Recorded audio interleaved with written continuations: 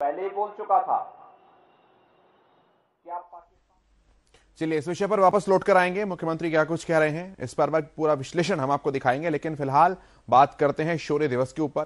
जो अतिथि मेरे साथ जुड़े हैं उनका परिचय मैं आपसे करा दूं। हमारे साथ विश्व हिंदू परिषद के प्रवक्ता विनोद बंसल जी जुड़े हैं और हमारे साथ हरगोविंद अरोड़ा जी हैं जो कि कार सेवक हैं।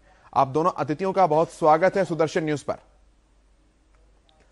शुरुआत विनोद जी मैं आपसे करना चाहूंगा। शौर्य दिवस एक लंबे संघर्ष के सहभागी भी रहे विनोद जी। आप इस पूरी यात्रा को अपने बड़ी बारीकी से देखा है, समझा है, उसके अंदर का भी हिस्सा आप रहे हैं। 6 दिसंबर 1992 से लेकर 6 दिसंबर 2020 आज क्या कुछ परिवर्तन जो है विनोद जी आप देखते हैं, आपके नजरिए से हम समझना चाहेंगे। सबसे पहले विनोद जी।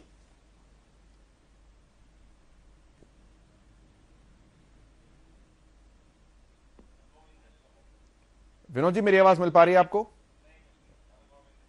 चले, विनोद जी के पास आवाज नहीं पहुंच पा रही है। हरगोविंद जी मैं आपके पास आता हूं।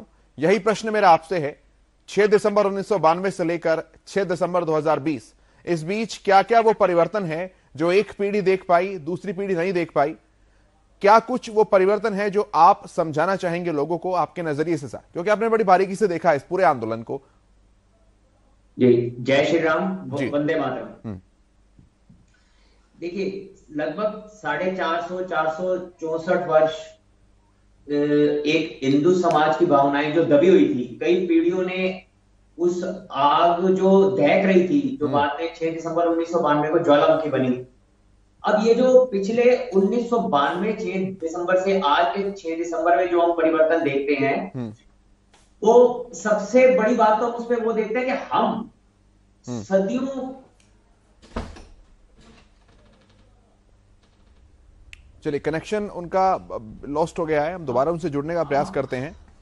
हम वो पीढ़ी हैं जी। जो अपने इस सम्मान को स्वयं देख पा रहे हैं, और हमें वो सौभाग्य भी प्राप्त हुआ कि हम भगवान राम के नाम पर, हमें भी जैसे पुल में गिलहरी ने क्षण मात्र अपना योगदान दिया था, वैसे हमें भी वो अवसर प्राप्त हुआ।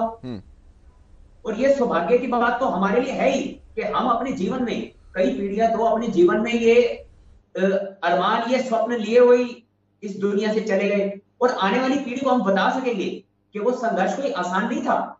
और हमें भी जैसे हमारे पूर्वजों ने, हमारी पिछली पीढ़ियों ने ये बताया, अब हम आने वाली पीढ़ी को बताएंगे कि ये जो भव्य राम मंदिर बना है, इसके लिए कितनी कुर्बानियां, कितनी शहादतें और कितना कुछ इसके लिए किया गया। देश के बच्चे ने इसमें योगदान दिया।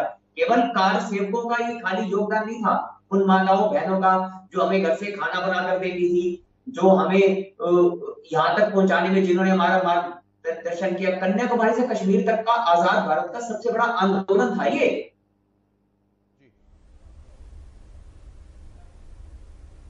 निश्चित तौर पर ऐसा था हरगोविंद जी।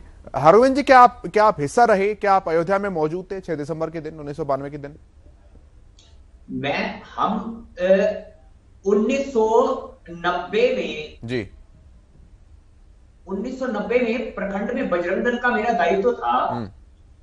तो 1990 में जब हमारे नेतृत्व में जत्था यहां से निकला, तो कोठारी बंधुओं का जत्थे पर, जो पहले वाला जत्था था, उस पर जनरल डायर के रूप में जो फायरिंग वहां मुलायम सिंह ने करवाई थी, वो हुई, जिसके तत्पश्चात जो उसके पीछे के 2 जत्थे थे, उसमें हम लोगों को रोका गया और हमें फिर यूपी बॉर्डर से दिल्ली वापसी भेजा गया।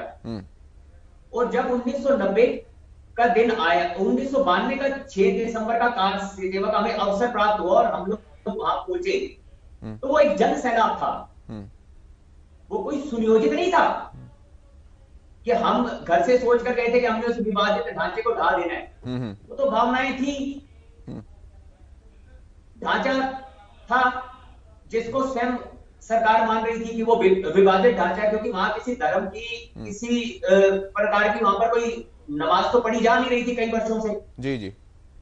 तो दबी हुई भावनाएं बाहर आई, एक विवादित ढांचा हट गया जो हिंदू समाज पे कलंक था। आज जो हम भव्य राम मंदिर बनने के लिए आगे बढ़े हैं, जो उसका हमने शिलान्यास किया, उसका रास्ता साफ हुआ। ना वो दिन आता, ना आज का दिन आता। बिल्कुल। विनोद बंसल जी भी हमारे साथ जुड़ गए हैं, विश्व हिंदू परिषद के प्रवक्ता हैं।